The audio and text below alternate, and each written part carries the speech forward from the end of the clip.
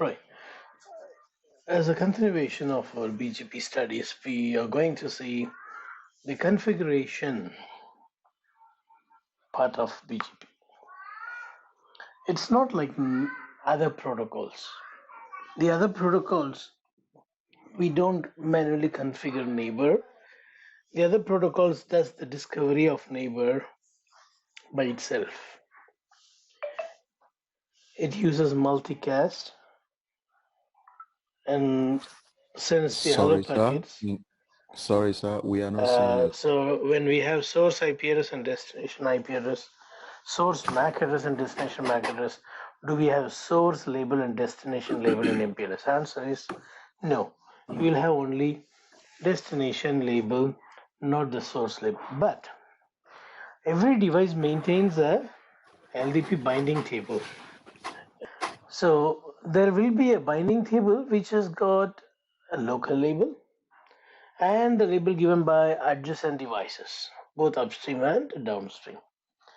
But when a packet is sent from an LSR label switch router, only the destination label, the label given by the neighbor, not my own label, the label given by my neighbor alone will be there in the packet.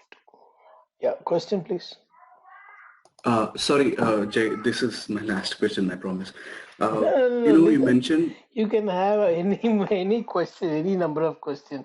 You don't need to be you don't ask sorry and all here. This is the learning phase. I appreciate the questions. Yeah. Yeah. So on the MPLS label, as you mentioned, there are 8 TTL bits, right? Yeah. Meaning the packet can travel up to 8 hops. Is it? No, Is it right? No. 8 bits.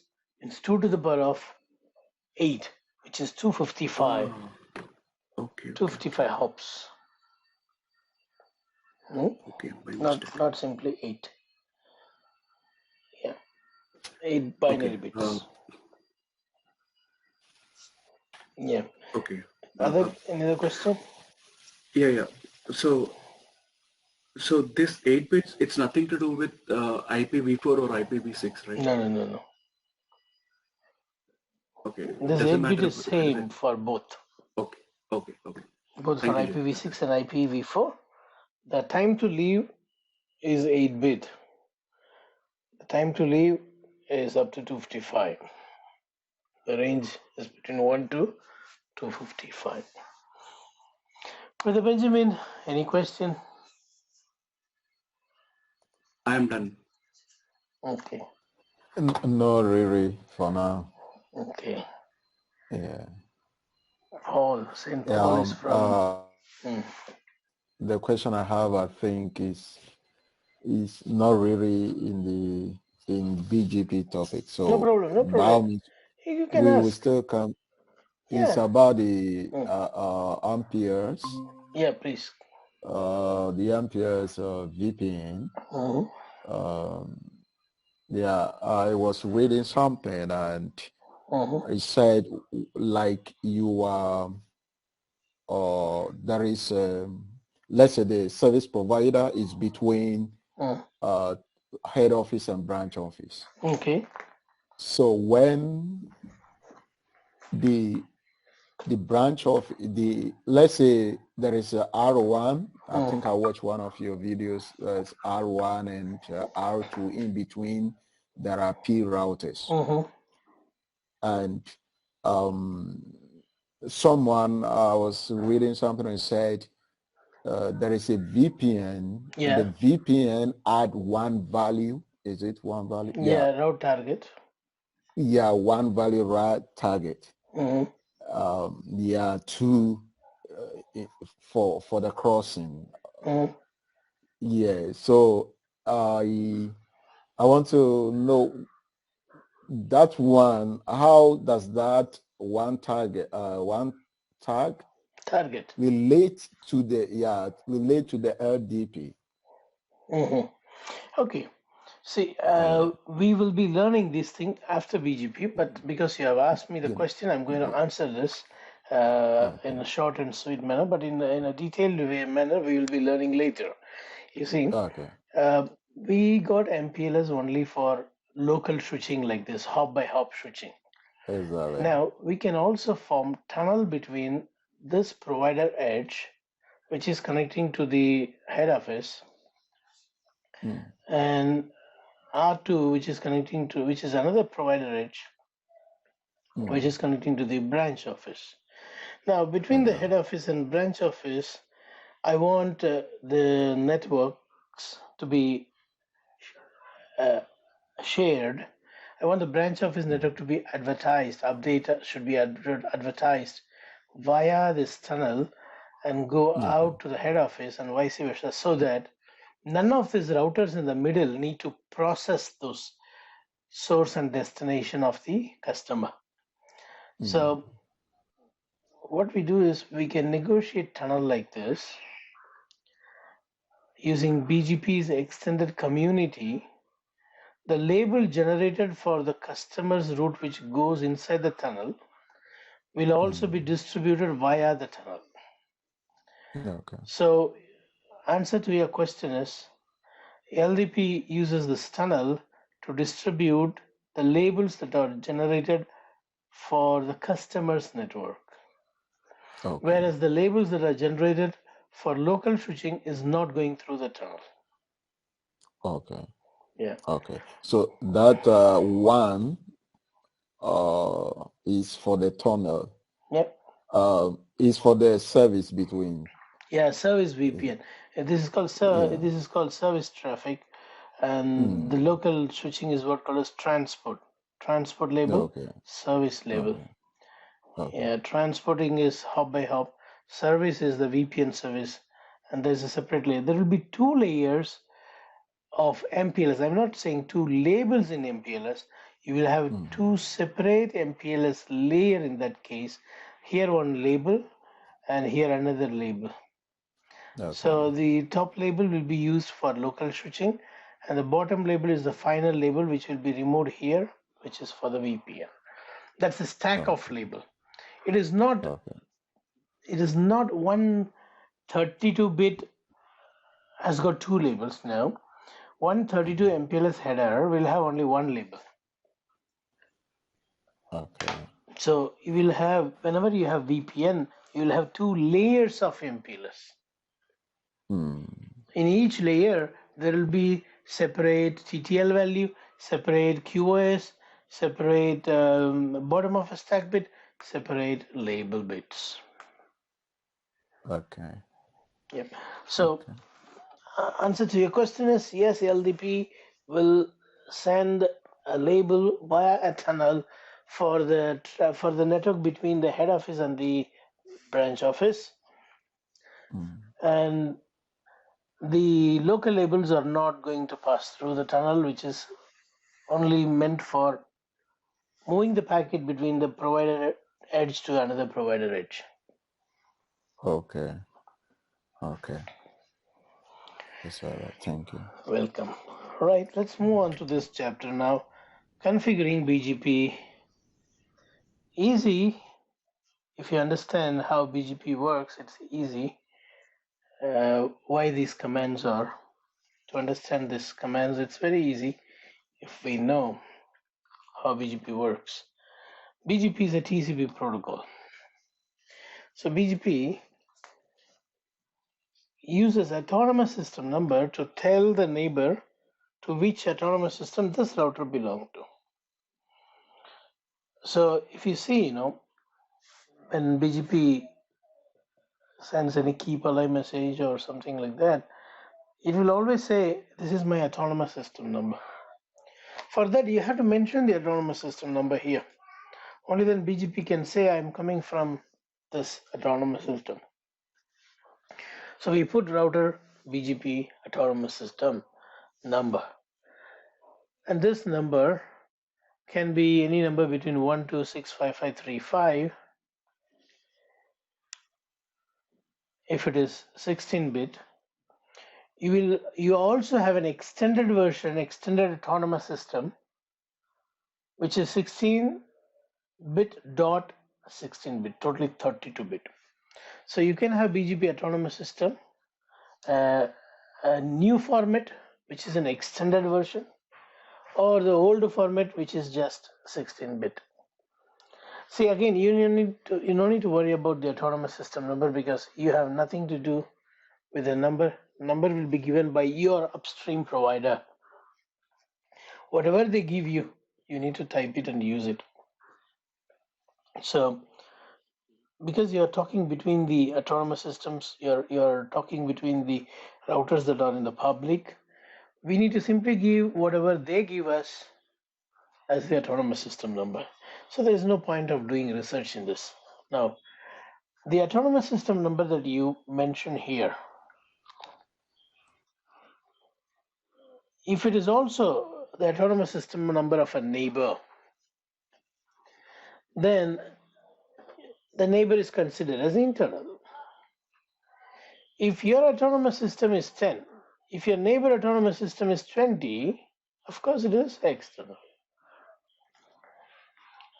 And in a router, only one instance of BGP, which means you cannot configure more than one autonomous system number.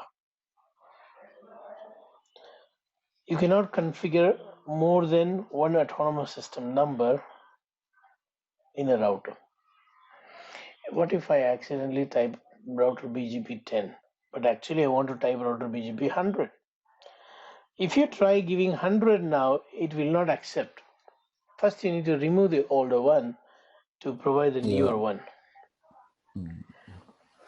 You have to remove it. It won't override the old one.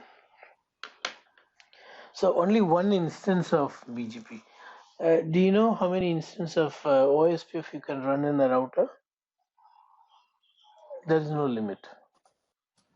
If it is needed 100, you can have 100. There won't be necessity for that. I'm telling you. You can have any number of process IDs and have many OSPFs in a router. Likewise, you can have ISIS. Likewise, you can have EIGRP, many EIGRP. In IPv6, even RIP can be more than one. In IPv4, only one RIP in a router. But in IPv6, you can have more than one RIP protocol in a router. Because in IPv6, we use process ID even for RIP. Now, autonomous system number decides to which autonomous this router belongs to. If this router's autonomous system number and the neighbor autonomous system number is same, then the neighbor is considered to be internal neighbor, means IBGP. If the autonomous system number of the local device and the remote device is different, then we call it as external neighbor. See, this is what I was telling you. In the previous page, we gave an autonomous system number. Here we give an autonomous system number for a neighbor. If the neighbor's autonomous system number, if it is 10 here, and your autonomous system number 10 here, because this is matching with the neighbor statement, then this neighbor is considered as IBGP neighbor. If this neighbor's autonomous system number is 20, when my own is 10, the local is 10, but my neighbor is 20, which means I have EBGP neighbor with this neighbor. So this is the syntax. After you say router BGP 10, you will be inside this mode where you type neighbor, the address of the neighbor, remote AS, and autonomous system number to which the neighbor belongs to. Yep. So why did I cut that peer group? Peer group is also neighbor IP address, but it is group of neighbors, group of attributes that is common for all neighbors. We'll come to peer group later. Let us not think about that peer group. you can configure BGP without any peer group. You see, neighbor IP address, remote AS. See, neighbor IP address, remote AS, and then autonomous system number of the neighbor. If you see in this example, router B says my neighbor is 10.1.1.2, which is this address. Router B, see there is no BGP here. IBGP can be a remote router, need not to be directly connected. So you can see here B is saying my neighbor is router A, and this is my autonomous system, and this is my neighbor's autonomous system. What does this mean? It means the router that these two are in same autonomous system. So router B understands this neighbor is in my same autonomous system, so he can be remote neighbor. He need not to be a directly connected. He can be a remote neighbor. Yep. So we call this as IBGP neighbor configuration, local and the neighbor. See, because of the word remote, you should not think as EBGP. No. The syntax is same for both EBGP and IBGP. The word remote is same. If you see here, the local autonomous system is this, and the neighbor's autonomous system is different. But the syntax is same as what you see here in IBGP. Neighbor IP address, remote AS. Because the autonomous system number is different. This is an EBGP neighbor, and this one is an IBGP neighbor. Yep. So A and B are IBGP neighbors. A and C. So in a router, you may have both EBGP neighbor as well as IBGP neighbor. Router A is an example for that. Router A is an example. It has got both IBGP neighbor and EBGP neighbor. And you know the difference between these two. IBGP neighbors may be directly connected, may also be in remote, whereas EBGP neighbors need to be directly connected. See, 192.168.1.1 is directly connected to router A.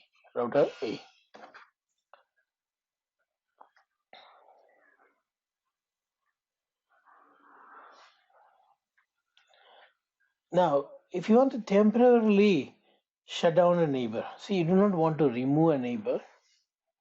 Just for time being, you want to shut down. This is the procedure. See, you can also remove a neighbor and put back the neighbor. But the problem is, if you have configured only neighbor, then you can remove and put. But if that neighbor address is binded to different policies, when you remove the neighbor, all the policy will get removed. And when you add the neighbor, you need to again write all those policies. So better what you can do is, if you want to temporarily shut down a neighbor, you don't need to remove the neighbor. Just say neighbor IP address shut down. Again, wherever peer group is, just ignore this now. We'll learn it later. You can use IP address or peer group.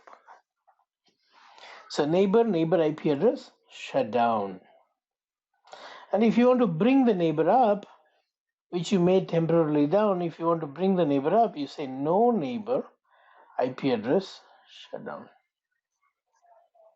Just put no in front. This will re-enable the neighborship. Okay, so what we have learned here so far is router, BGP, followed by the autonomous system number. This will place the router inside one autonomous system. You cannot have more than one autonomous system for a router. Means the router cannot be a member of multiple autonomous system. Now this autonomous system number will be compared with the neighbor statement autonomous system number. If it is same, then IBGP. If it is different, then it is EBGP. That's what I explained even here. This is the neighbor statement. And here is an example. The autonomous system number of this router BGP is matching with this neighbor, which means router A and B are IBGP. See the address. And the autonomous system number of this and this are not same, which means it's eBGP. Okay. Let's move on to the next. This is very important page, very important page. Let me read the lines slowly. You can also read along with me if you like. This is important page. This is not going to stop here. Another next 3-4 pages are connected to this page. So understanding this one page gives you a better understanding of next 2-3 pages. Now let's read. BGP issues with source IP address. So when BGP packet is sent, the source IP address from which it is sending matters. In EIGRP and OSPF, the source IP address doesn't matter. In BGP, the source IP address from which the packets are sent matters. Let's read the first paragraph. When creating a BGP packet, the neighbor statement defines the destination IP address. What does that mean? In this example, if you see,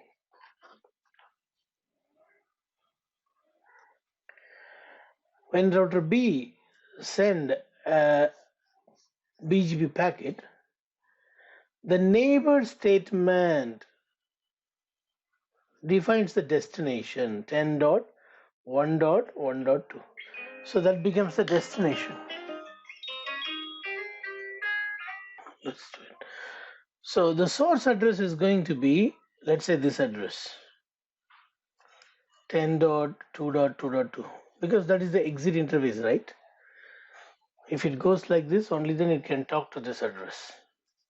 So that's what mentioned here. You see, when creating a BGP packet, the neighbor statement defines the destination IP address, and the outbound interface defines the source IP address. Please read it for yourself. The first paragraph. Read once.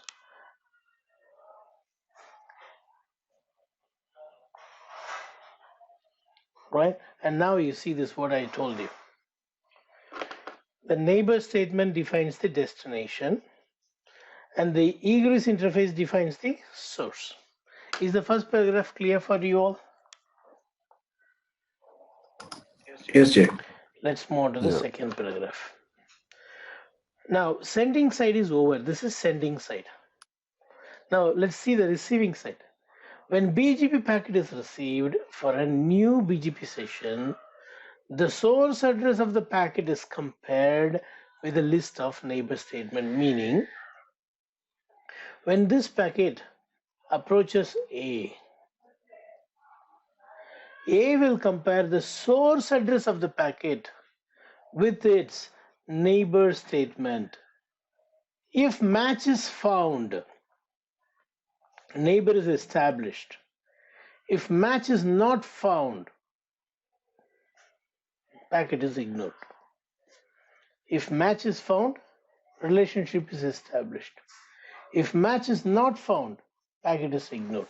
So make sure the source IP address of the packet matches with the other router's neighbor statement. Read it for yourself. So, the reason why this is so important is there's something coming in the next page, you see. Jay, can I ask a question? Yes, from that page? Question, please. If you could go back to that page. So in the first line it says, when creating a BGP packet, the neighbor statement defines the destination IP address, and the outbound interface defines the source IP address. So outbound interface can be a loopback interface also, right? That's what our argument is going to be in the next page. Okay, thank you. Yeah. Usually the outbound interface is not. See, loopback interface can never be an outbound interface. Okay. What you were trying to ask is, uh, source IP address can be a loopback IP address. That's what you want to ask actually. Sure. That Yes. is the question you are trying to ask. Here it says outbound interface address is the source IP address, but you are trying to ask, can loopback interface be a source IP address? Of course, a loopback interface can be a source IP address. That is what we are going to see in the next scenario. But let me explain again one more time. The outbound interface is the interface via which the packet is going to be sent out. In no chance, loopback can be a outbound interface. There is no chance. There is no chance. Loopback is a virtual interface. It's not a physical one. It can never be a outbound interface. So this one. This is the outbound interface. Now let's go back to our scenario here. You see, we got redundant paths to each neighbor. And we are going to focus the neighbor between router A and D only. If you see between A and D, there are two paths to reach between them. A can reach D via B, via C. Now, if I go to A and say neighbor is 10.4.4.4.4, if this link goes down, I lose my neighbor. If I say 10.2.2.4 as a neighbor in the neighbor statement in router A, then when something goes wrong with this link, I lose my neighbor. So what will be the best peer address? It should be the loopback.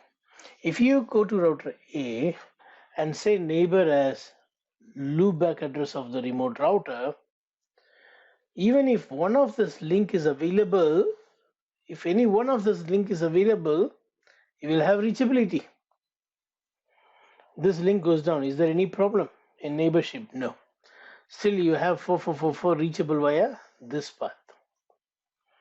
So whenever you have loopbacks and redundant paths, it is recommended to form neighbor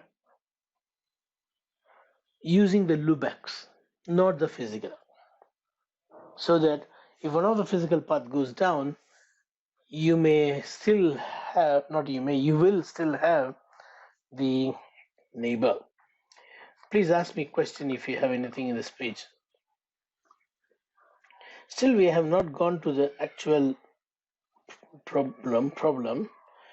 We just laid some foundation here and some foundation here, and now we are going to move into something very important. But before that, you should understand this page and the previous page. Is there any question on this page?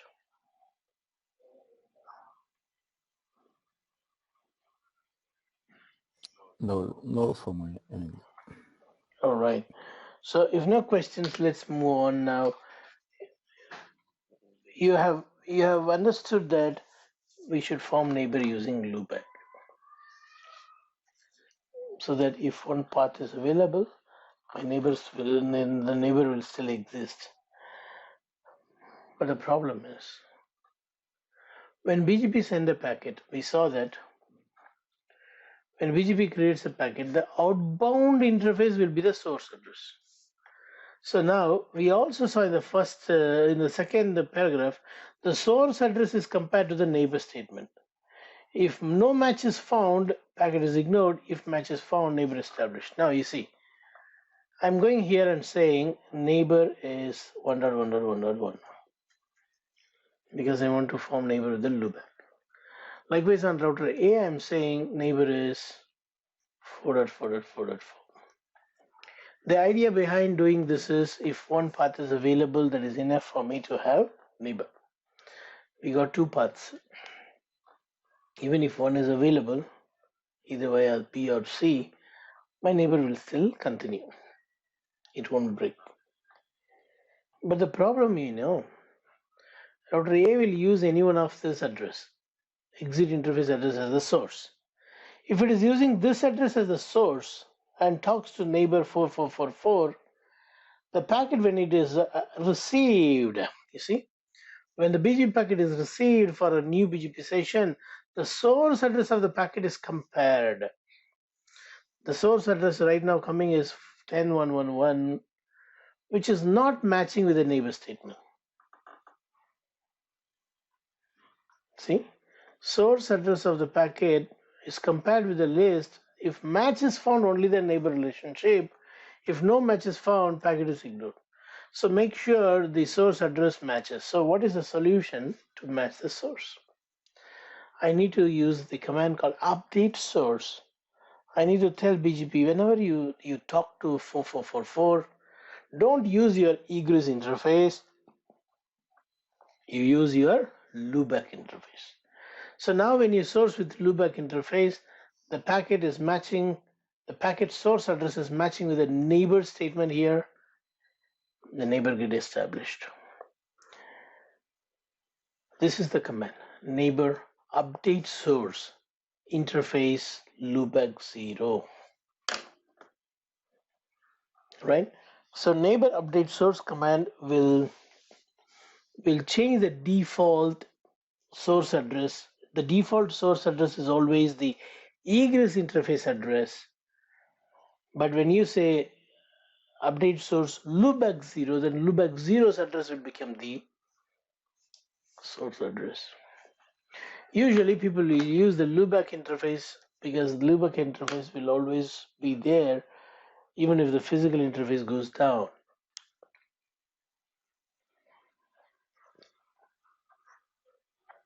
Only when the router goes down, the loopback will go down. Fine. So did you understand this update source loopback 0? Why we need this command, update source command? In order to change the Yes, Jay. source address from the default egress to some other interface that you want, so that the packet source will match with the neighbor statement. All right. Now there is one more consideration need to be done. In ABGP, mostly we will not use loopback to loopback because EBGP neighbor must be directly connected. Loopback to loopback is not directly connected. See, I have two routers. This is one BGP, this is another BGP. Wait, let me erase and write it nicely.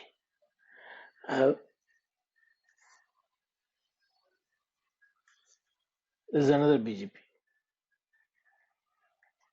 AS10,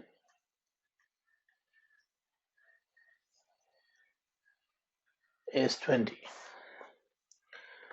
Now, let's say I have a loopback here 1.1.1.1. I have loopback here 7.7.7.7. Do you think they are directly connected? No, 777 and 111 is not directly connected. Loopback of EBGP neighbor is not directly connected, but rule says EBGP neighbors need to be directly connected. So if you wish to form neighbor using loopbacks, loopback IP address, loopback interface IP address, we need to do a lot of other things. Just this update source command will not bring the neighbor up. We need to break this rule which says EBGP neighbor need to be directly connected. We need to break it. How you will break it?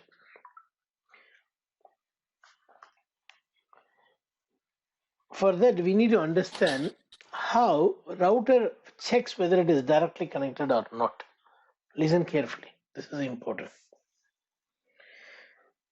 If you want to know how to break this rule, EBGP neighbor by default must be directly connected. If you want to break this rule, we need to understand how the router knows that it is directly connected. How it ensures, okay, it is directly connected, let's form neighbor. What is the way that it checks? How it knows? For example, 10.0.0.1, 10.0.0.2. On this router, I'm saying neighbor 10.0.0.2.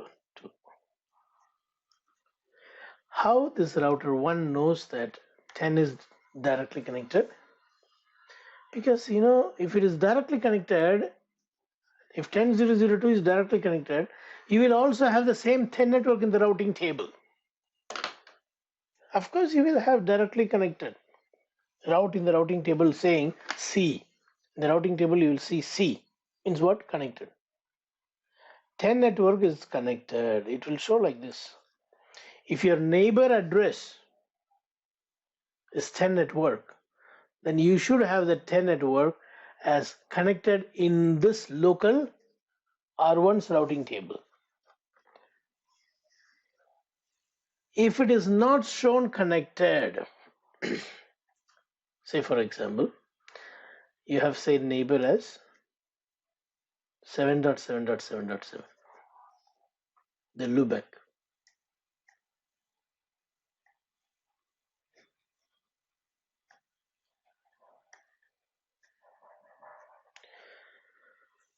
Now router 1 will check the routing table for 7 network. Will it be shown as connected in the routing table? No.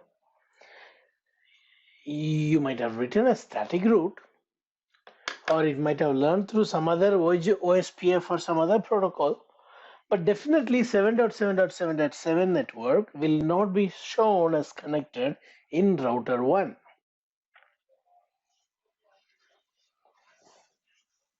So BGP says, see, it is not seen as connected, which means it is not directly connected, so I cannot form neighbor. That is what you need to break. You need to tell R1, this neighbor 777 is maybe 2 hop away. When you say 2 hop, it means he need not to be a directly connected one. That is what this command will do.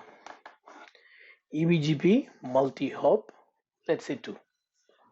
So you are breaking the rule. What rule? Directly connected. When you say 2 hop, how it will be directly connected? So you can tell BGP that the hop, the EBGP multi-hop, usually it is single hop. Directly connected means single hop. But when you say EBGP multi-hop command,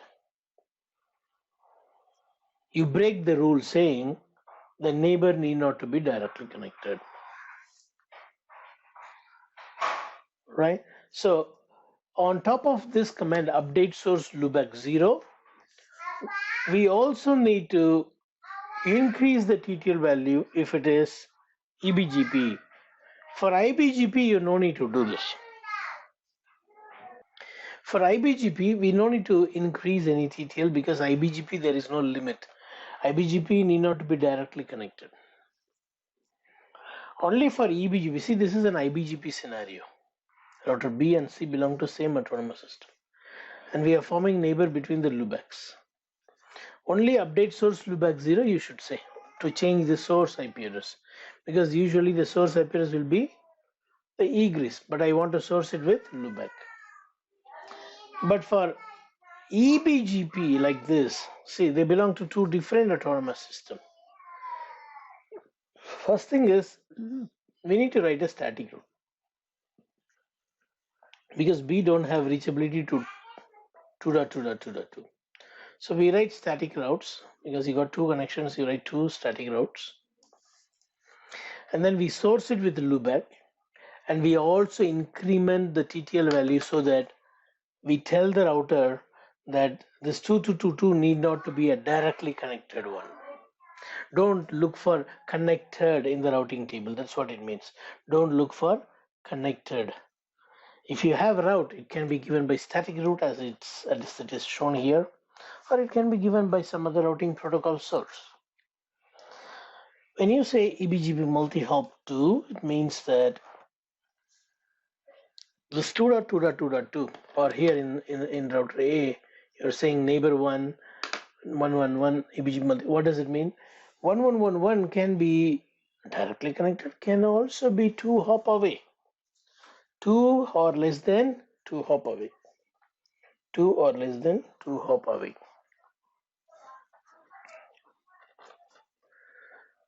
All right. So any question on EBGP multi-hop command and update source command? No, Jay, not from me.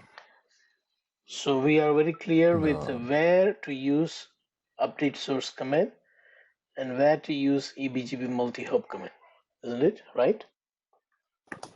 Okay. Yeah. So